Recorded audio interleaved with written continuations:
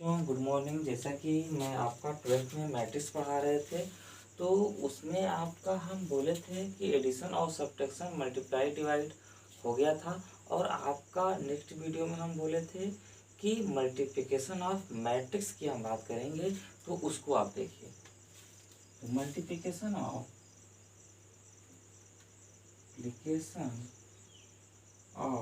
Matrixes multiplication of matrixes अवयवों का गुणन।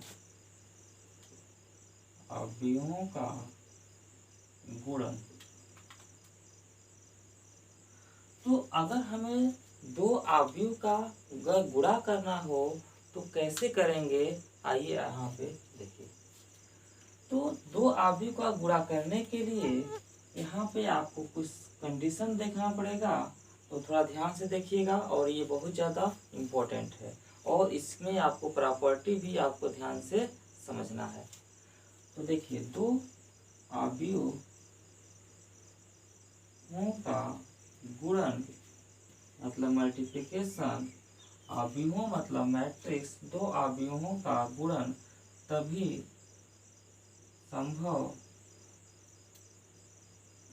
संभव होगा, मतलब पॉसिबल होगा। दो अवयवों का गुणन तभी संभव होगा जब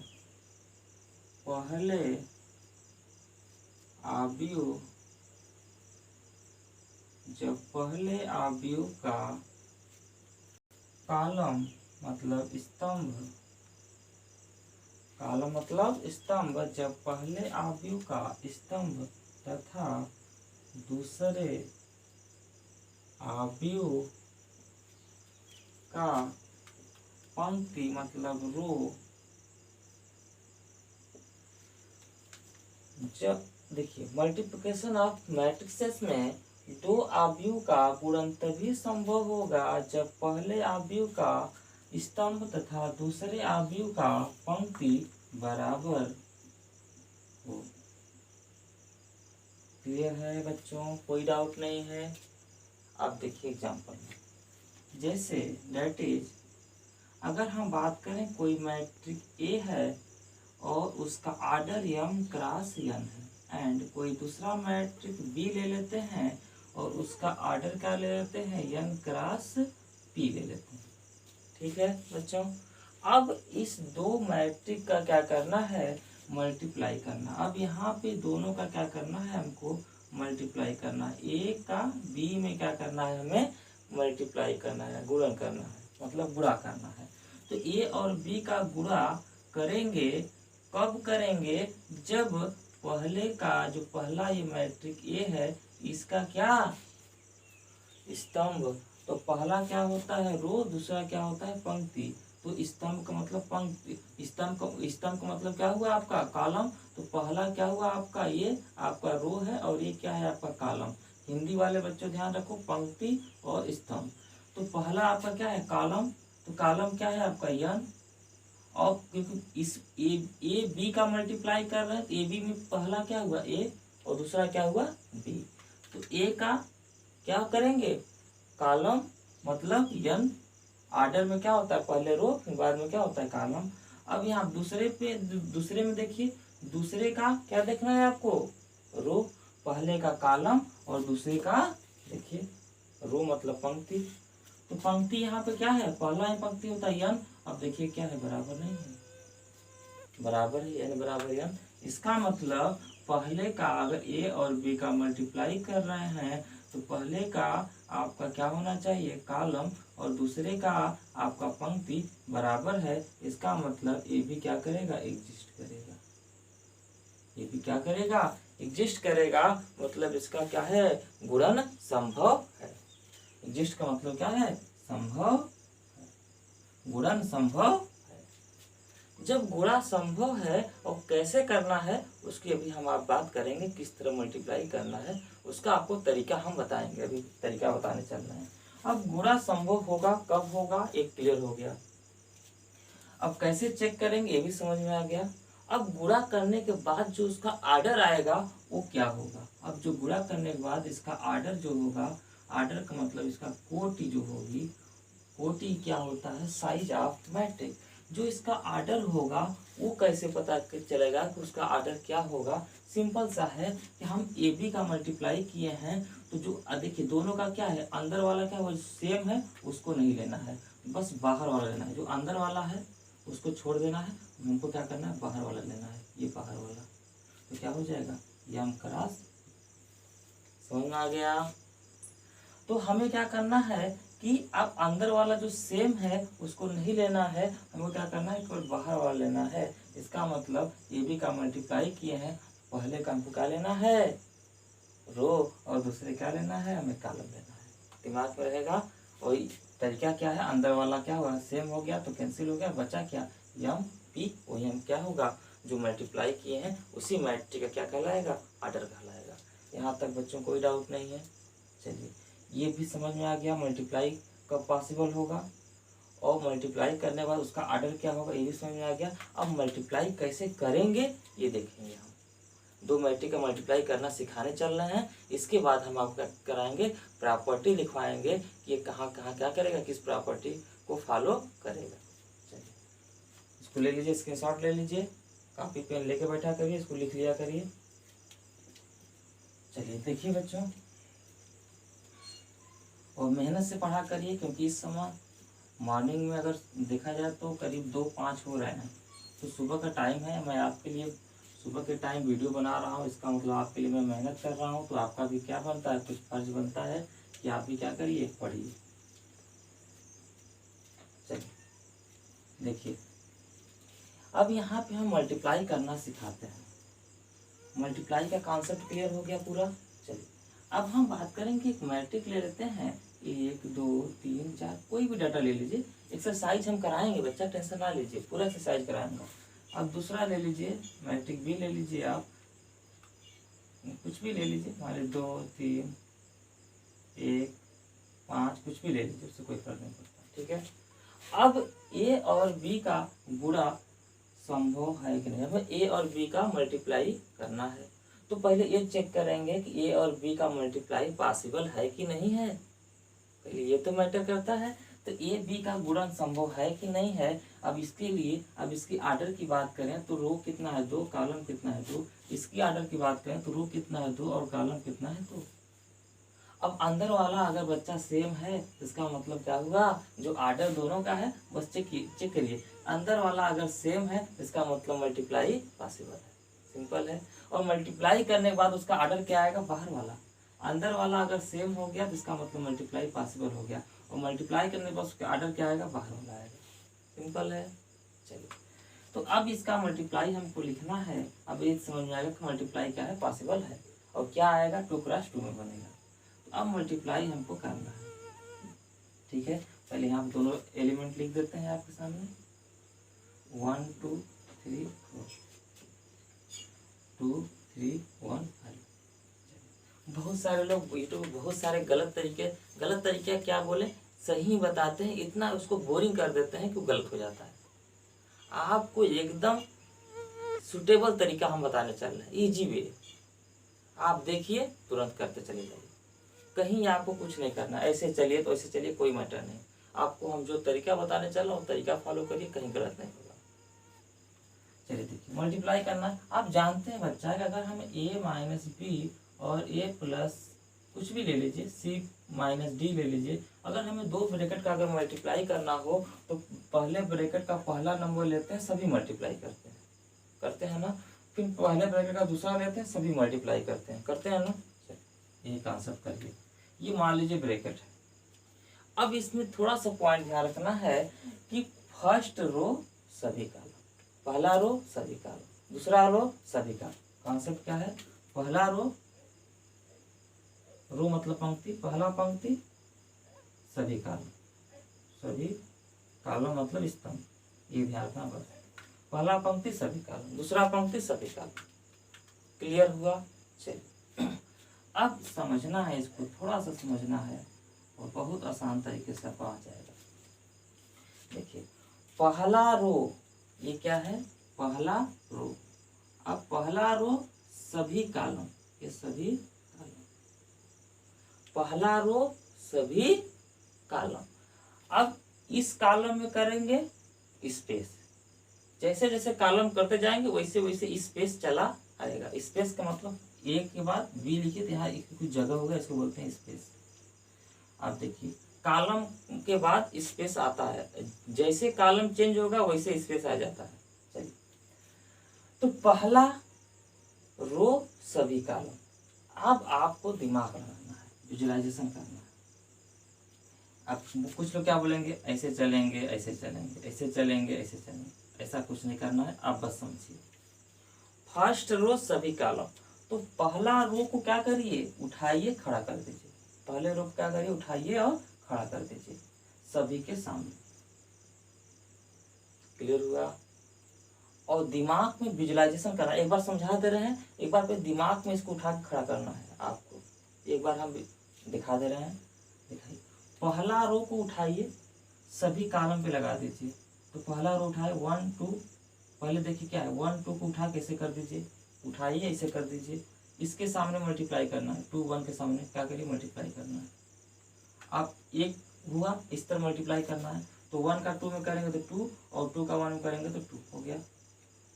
अब इस कॉलम में हो गया, जब अगले कॉलम में जाएंगे तो स्पेस आ जाएगा, कुछ जगह छूट जाएगा। तो इस रो को फिर उठाइए, इसके सामने रख दीजिए। 1 2 को उठाइए, इसके सामने रख दीजिए। 3 और 5 के सामने रख दीजिए, उसको उठाइए, इसके सामने रखिए। अब मल्टीप्लाई करिए, तो यहाँ कितना हो जाएगा, सामने सामने मल्टीप्लाई कर दीजिए, तो 3 हो गया, और ये कितना हो गया 10। कोई दिक्कत बच्चा? उठाना है बस रख देना है। चलिए, पहला होगा, दूसरा देखो बच्चा, ऐसा तरीका कोई नहीं बताएगा बच्चा आपको, और ये इससे गलत कभी नहीं होगा। चलिए अब देखिए, अब हमें दूसरा रो सभी कॉलम, दूसरा रो सभी कॉलम, तो दूसरे रो को उठाइए, यहाँ सामने रख दीजिए, सबके सामने उठाइए। इस तरह दिमाग में सोचना है कि उसको उठा के हम ऐसे विजुअलाइजेशन करना है, दिमाग में बार बार लिखना नहीं है। ये उठ के ऐसे आ गया, दिमाग में बस एक इमेज बनाइए, ये उसको उठा के हम इसके सामने रख दिए। जब इसके 3 और 4 को कहाँ रख दिए, 2 और उनके सामने दिए, डायरेक्ट मल्टीप्लाई कर दीजिए। कितना हो जाएगा, ये कितना, 3 दुना के 6 हो गया, ये कितना हो गया 4 हो गया, क्योंकि प्लस प्लस का मल्टीप्लाई करेंगे प्लस से आएगा बच्चा। अब देखिए, अब इसको उठा के यहाँ रखना है, 3 और 4 को उठा के रखना है, 3 और 5 सामने रखना है, सामने सामने मल्टीप्लाई करिए। 3 3 9 और 5 4 20 हो गया। तो यहाँ पे कितना हो गया, आप तो सॉल्व कर ले जाएंगे। तो ये कितना हो गया, 4 हो गया, और ये कितना हो गया आपका 13 हो गया, ये कितना हो गया 10 हो गया, और ये कितना हो गया 29 हो गया। एकदम बताओ बच्चा कितना सिंपल है, हो गया। आपको एकदम नया लगा होगा तरीका। चलिए, आप इसी को शॉर्टकट में तुरंत करिए। देखिए, अब अपने दिमाग से करिए, आप समझ में आ गया होगा, अपने दिमाग से करिए। आप आपको क्या करना है, एक इमेज बनाना है, इसको उठा के यहाँ खड़ा करना है, यहाँ खड़ा करना है, इमेज बनाना है। चलिए उठाइए, इसको खड़ा करिए, उठा के दिमाग में बनाइए इमेज, इसको उठा के इस तरह खड़ा कर दिए। तो 2 के सामने क्या आएगा, 1 2, और कितना होगा ये 2 हो गया, हुआ। अब फिर इसको इसके सामने रखिए, इमेज बनाइए, ऐसे बनाइए कि ये ऐसे आ रहा है, ऐसे इसको लेके यहाँ पर लगाइए, इस तरह। क्लियर हुआ? यहाँ पे इसको लेके एकदम यहाँ पे ऐसे आइए, तिरछा लेके आइए, क्लियर हो जाएगा। यहाँ कितना हो जाएगा, 3 हो जाएगा, और ये कितना हो जाएगा 10 हो जाएगा। बन रहा है कि नहीं बन रहा है? फिर इसको उठाइए, इस तरह लेके आइए, इस तरह लेके आइए, इसे लगा दीजिए, इसे लगाते चले जाइए। क्लियर हुआ? ये कितना हो जाएगा 6 हो जाएगा, और ये कितना हो जाएगा 4 हो जाएगा। इस तरह फिर इसको उठाइए, यहाँ लाइए, कितना हो जाएगा 9 हो जाएगा, और ये कितना हो जाएगा 20 हो जाएगा। यहाँ कितना आ गया 4, और ये 10 हो गया, ये कितना 13, ये 29 हो गया। वो नहीं आ रहा बच्चा? देखिए एकदम फास्ट है, एकदम आसान है, कोई डाउट नहीं है। चलिए, फर्स्ट रो सभी कॉलम कैसे करना है, पहला रो को उठाइए, सभी कॉलम के सामने रख दीजिए, सामने सामने मल्टीप्लाई करते चले जाइए। जैसे कॉलम इसमें हुआ स्पेस, और कॉलम होता स्पेस चला आता। ठीक है, एक एग्जाम्पल और ले लीजिए, इसके बाद इसकी प्रॉपर्टी, फिर एक्सरसाइज बच्चा बचेगा। इसके बाद सब कॉन्सेप्ट क्या हो गया, एक्सरसाइज 3.2 के लिए पूरा कॉन्सेप्ट हम पढ़ाते चल रहे हैं, इसके बाद एक्सरसाइज करा रहे हैं। और मल्टीप्लाई ही सबको बहुत टफ लगता है।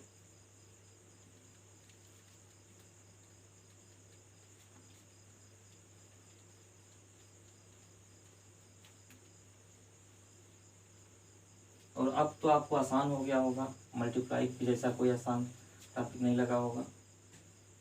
चलिए देखिए एक क्वेश्चन और ले लीजिए मल्टीप्लाई का। एक मैट्रिक मान लीजिए 1 2 3 4, एक बी ले लीजिए 5 6। क्लियर हुआ? अब देखिए अब हमको क्या चाहिए, ए बी चाहिए। तो पहले क्या करिए, यहाँ पहले ऑर्डर यहाँ पे लिखा करिए 2 क्रॉस 2, 2 रो 2 कॉलम। यहाँ पर ऑर्डर देखिए, रो कितना है बच्चा, देखिए 1 2, कॉलम कितना है 1। अंदर वाला बच्चा अगर ए बी करना है तो ए बी करना है, तो देखिए ए बी करना है तो ऑर्डर से इसी तरह लिखना है। यहाँ का अंदर वाला क्या है बच्चा, बराबर, इसका मल्टीप्लाई पॉसिबल है। और मल्टीप्लाई में ऑर्डर कितना आएगा, 2 क्रॉस 1 का आएगा। ये भी क्लियर हो गया। अगर हम बच्चा ये बोलते कि क्या बी ए मल्टीप्लाई पॉसिबल है, अब बी का ऑर्डर क्या है, देखिए बी का क्या है 2 क्रॉस 1 है, और ए का ऐसे बना लिया करिए, लाइनिंग खींच दिया करिए, और ए का क्या है 2 क्रॉस 2 है। तो अंदर वाला बच्चा क्या है, बराबर नहीं, मल्टीप्लाई पॉसिबल ही नहीं है। तुरंत चेक कर ले जाएंगे। क्लियर? चलिए ए बी का अगर मल्टीप्लाई करना था तो अब यहाँ पे क्या करना था, ए का ऑर्डर क्या था 2 क्रॉस 2, लाइनिंग बना दीजिए। अब यहाँ इसके बाद बी क्या है 2 क्रॉस 1, अंदर वाला क्या है बराबर है, इसका मतलब मल्टीप्लाई पॉसिबल है, और ऑर्डर कितना आएगा 2 क्रॉस 1 आएगा। सिंपल। अब मल्टीप्लाई पॉसिबल है तो मल्टीप्लाई करो बच्चा। पहला एलिमेंट ए का कितना है 1 2 3 4, बी क्या है 5 और 6। अब बच्चा मल्टीप्लाई करना है।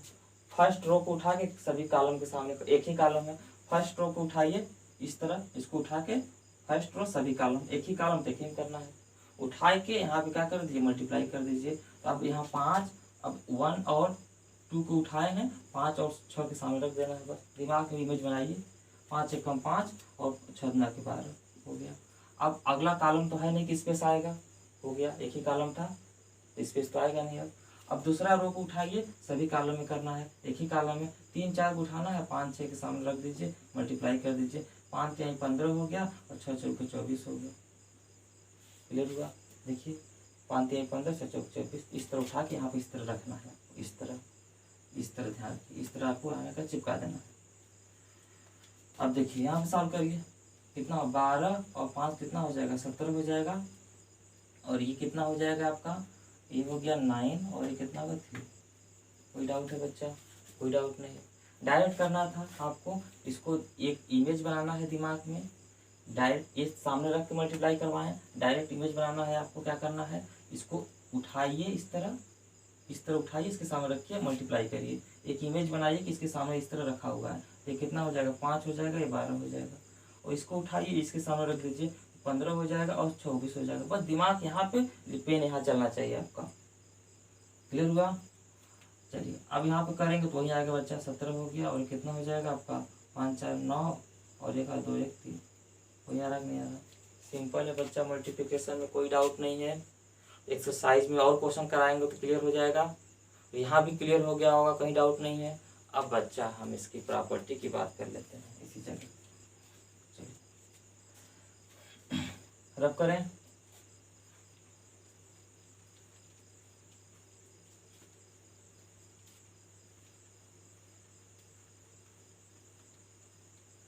आपके लिए इतना मेहनत कर रहे हैं लॉकडाउन में, 2 बजे रात में जाके आपके लिए, रात 2 बजे सुबह की बात कर रहे हैं, 2 बजे सुबह, इस समय टाइम 2 ढाई बज रहे हैं, इस समय जाके वीडियो बना रहे हैं केवल आपके लिए।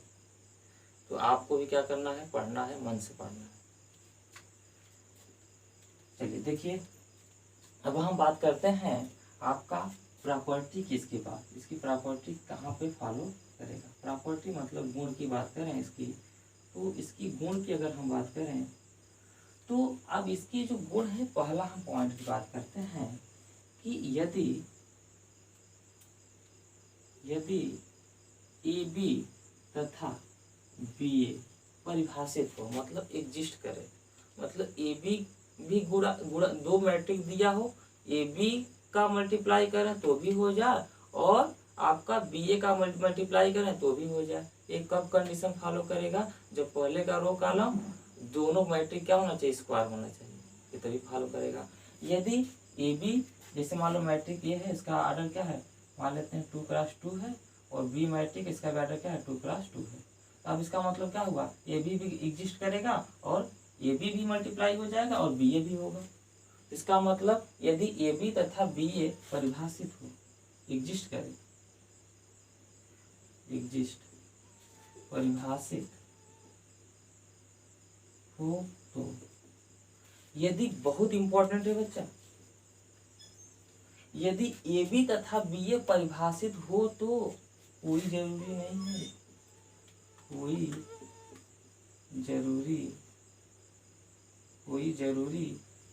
नहीं है कि, कोई जरूरी नहीं है कि ए बी क्या होगा, बी ए के बराबर होगा। यदि ए बी तथा बी ए परिभाषित हो तो ये कोई जरूरी नहीं है कि ए बी बराबर बी ए होगा। It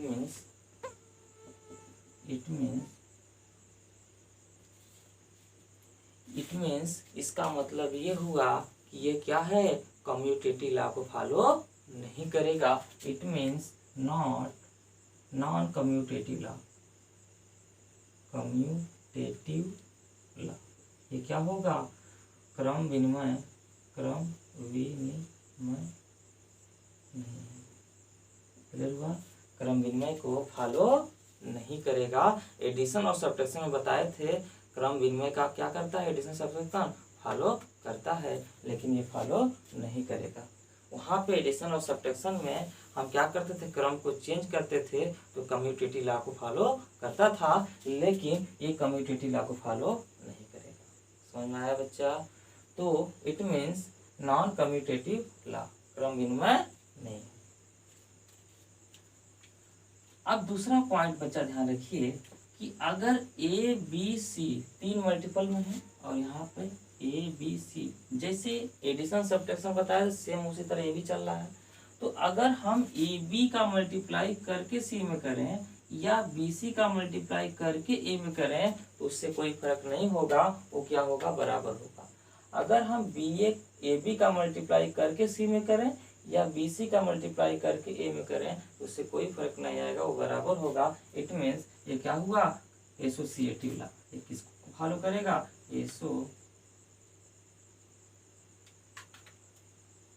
associative law. इसका मतलब सहचर का नियम। ये क्या करता है, जो गुणन है वो सहचर का नियम को फॉलो करता है। यहाँ तक दोनों पॉइंट में कोई डाउट नहीं है। अब इसमें तीसरा पॉइंट बच्चा आप ध्यान रखना कि एक डिस्ट्रीब्यूटिव लॉ भी होता है।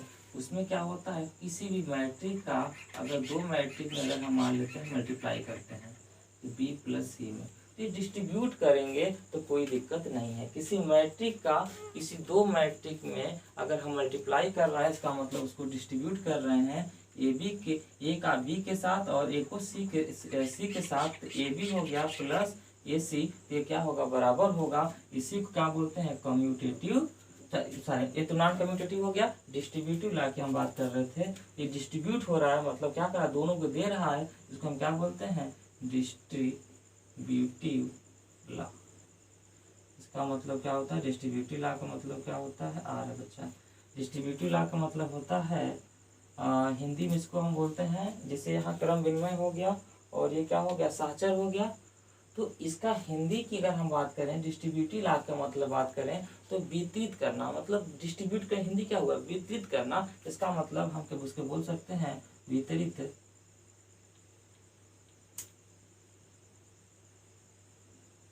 का नहीं, ठीक है। ये डिस्ट्रीब्यूट का मतलब क्या होता है, वितरित करना, मतलब ये क्या करता है, डिस्ट्रीब्यूट करता है। यहाँ तक बच्चा कोई डाउट नहीं है, बताओ, एकदम क्लियर हो गया होगा। इसका स्क्रीनशॉट ले लीजिए और इसके बाद आपको हम इसका मान लीजिए ये हो गया, 3 नियम हो गया, और इस पे आपका जो जेई लेवल का क्वेश्चन आता है उसकी थोड़ा सा हम क्या करते हैं, बात करते हैं कि इसमें हम किस तरह क्वेश्चन क्या करेंगे, सॉल्व करेंगे। जो जेई में आपका जो क्वेश्चन पूछता है ना बच्चा, इसमें तो इसमें आपका बस थोड़ा सा केवल मल्टीप्लिकेशन में एक फंक्शन के रूप में दे जाता है। तो 11-12 का जो बेसिक वाला वीडियो है वहाँ पे हम आपको डिस्क्रिप्शन कराए हैं कि क्या फंक्शन क्या होता है, क्या क्या चीज़ें होती हैं, वहाँ पे सब कुछ बताया गया है। तो थोड़ा वहाँ पे आप देख लीजिएगा और यहाँ भी आप क्या हो जाए, क्लियर हो जाएगा। ये 3 पॉइंट बच्चा कहीं आपको डाउट नहीं होगा। तो कुछ और इसके बाद एक्स्ट्रा हम नोट में कुछ और बता देते हैं आपको। पहला क्या हो गया आपका, कम्यूटेटिव और एसोसिएटिव और डिस्ट्रीब्यूटिव। अगर हिंदी वाले बच्चे देख लें और कम्यूटेटिव मतलब क्रम विनिमय, और एसोसिएटिव का मतलब साचर, और डिस्ट्रीब्यूटिव का मतलब होता है वितरित, मतलब वितरण का नियम। इसको साफ साफ हिंदी में लिखना है, लिख दीजिए वितरण, वितरण का नियम। ठीक है, डिस्ट्रीब्यूट मतलब वितरित करना, मतलब वितरण का नियम। ये तीनों में बच्चा कोई डाउट नहीं है। मल्टीप्लाई कैसे होगा वो भी समझ गए, मल्टीप्लाई के कॉन्सेप्ट समझ गए, और इसमें प्रॉपर्टी, किस प्रॉपर्टी को फॉलो करेगा, गुणन, ये भी समझ गए। अब इसके बाद हम इसमें थोड़ा नोट्स की बात कर लेते हैं। जो आपका सीबीएसई बोर्ड और आपका, आप तो ये आपका हर बोर्ड, स्टेट बोर्ड के लिए भी इम्पोर्टेंट है। बस थोड़ा सा कोई ज़्यादा टफ नहीं है, बस आपको समझ में आना चाहिए। मैथ की एक तो क्या है, एक दूसरे लैंग्वेज में कैसे क्वेश्चन पूछ सकता है, आप इसको थोड़ा देखिए।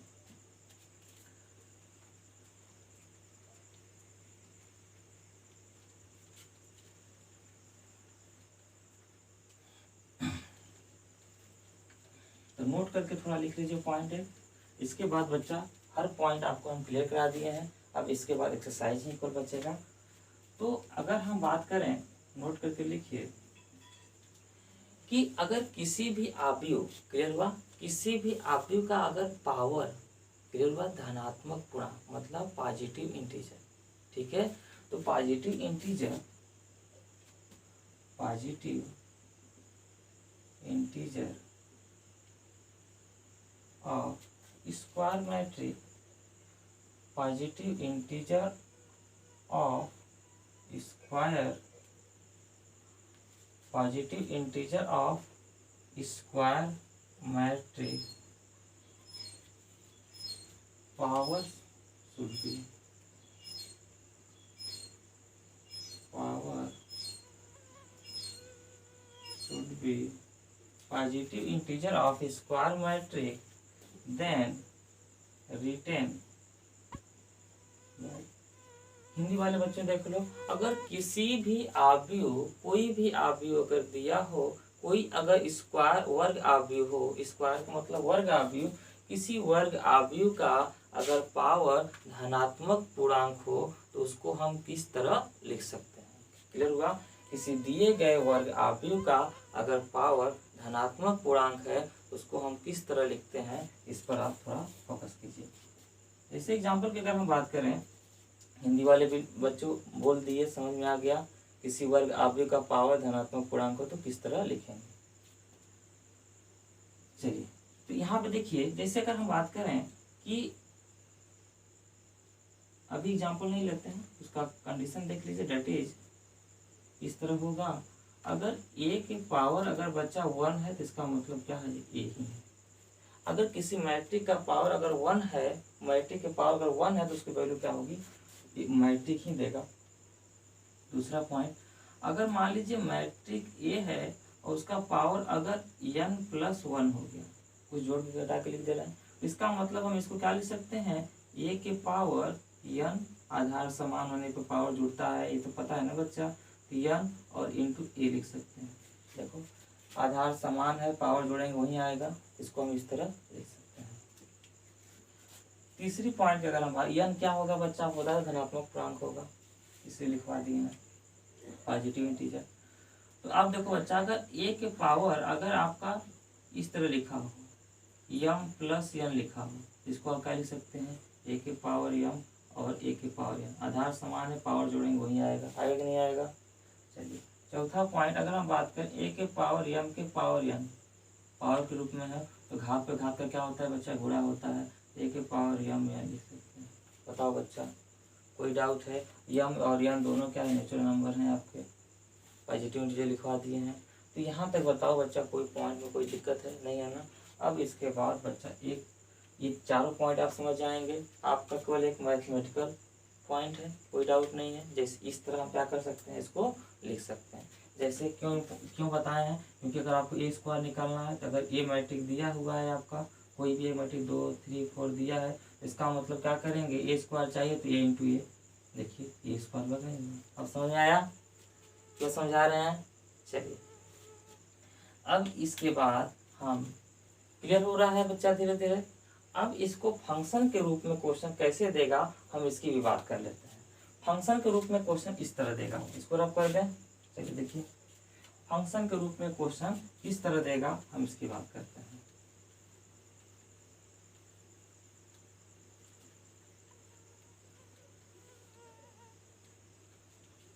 जैसे बोलेगा बच्चा इफ यदि एफ एक्स बराबर x square plus 5x plus 6 then find the value of f a। Clear हुआ? इफ मतलब यदि ये दिया हो, ये दिया एफ एक्स बराबर x square plus 5x plus 6 है, देन मतलब तब फाइंड द वैल्यू, मतलब वैल्यू चाहिए, एफ ए की वैल्यू चाहिए। एंड गिवन मैट्रिक ए दिया हुआ है आपका 1 2 3 4, कोई मैट्रिक एक दिया हुआ है, क्या दिया हुआ है, एक मैट्रिक गिवन रहेगा और आपको ये फंक्शन के रूप में दिया होगा, एफ ए की वैल्यू निकालना है। कितना सिंपल है बच्चा, बच्चे कंफ्यूज आएंगे, एफ एक्स दिया तो एफ ए कैसे निकालें। आपको पता है कि अगर एफ एक्स अगर इक्वल टू दिया एक्स स्क्वायर प्लस 1, तो अगर एफ वन की बात होती है तो बच्चा तो जहाँ एक्स है वहाँ 1 लिखते हैं, नहीं लिखते हैं। तो अगर एफ वन चाहिए तो एक्स की जगह क्या करते हैं, 1 लिखते हैं, तो एफ वन आ जाता है। तो जहाँ जहाँ एक्स है सभी जगह क्या आता है, 1 आता है। उसी तरह बच्चा यहाँ भी सिंपल है। तो अगर हमें एफ ए चाहिए तो एक्स में एक्स की जगह अगर हम ए लिख दें, जहाँ एक्स है वहाँ ए लिख दें, तो हमें क्या मिल जाएगा, एफ ए मिला कि नहीं मिला। तो जहाँ जहाँ एक्स है सभी जगह क्या हो जाएगा, ए स्क्वायर प्लस 5a प्लस 6। अब देखिए ये दिया हुआ है तो क्या ए स्क्वायर नहीं निकाल लेंगे, और ये दिया, अब ये में क्या 5 से मल्टीप्लाई नहीं कर लेंगे, मल्टीप्लाई करना इसलिए बताया था ना किसी नंबर से कि मैट्रिक के सभी में होगा। अब यहाँ 6 है, इसको जोड़ना है, तो जोड़ने के लिए आर्डर समान होना चाहिए। तो ये क्या यहाँ पे हम आई के रूप में नहीं लिख सकते हैं, इसको आई से मल्टीप्लाई नहीं कर सकते हैं। आई से मल्टीप्लाई करेंगे तो कोई फर्क नहीं पड़ता है। आई वाला कॉन्सेप्ट बहुत आगे, थोड़ा इसके आगे और अच्छे से समझाएंगे, 1 के नियम से बताएंगे आई का कॉन्सेप्ट। क्लियर हुआ? एकदम यूनिक कॉन्सेप्ट आपका क्या करेगा, चलेगा। तो यहाँ तक बताओ बच्चा, कोई डाउट नहीं है ना? इसका क्वेश्चन भी कराएंगे बच्चा, बस एक कॉन्सेप्ट सिखाना था कि इस तरह हम क्या करते हैं, सॉल्व करते हैं। चलिए, तो अब यहाँ तक आपका एक्सरसाइज 2 के पहले का पूरा कॉन्सेप्ट क्या हो गया, क्लियर। अब एक्सरसाइज 3.2 अब आपका नेक्स्ट वीडियो से चालू होगा। तो आई होप आप लोग जो भी नए अगर स्टूडेंट हैं वो पूरा आप क्या करिए, मैट्रिक का पूरा कॉन्सेप्ट देख लीजिएगा और कहीं भी डाउट नहीं होगा और कहीं आपको पढ़ने की भी जरूरत नहीं पड़ेगा, क्योंकि हर पॉइंट क्या किए हैं आपको यहाँ पे क्लियर कराए हैं। और मैट्रिक कैसे बनता है लेकर पूरा बेसिक से लेकर सब कुछ क्या हुआ है यहाँ पे चल रहा है। तो थैंक यू सो मच।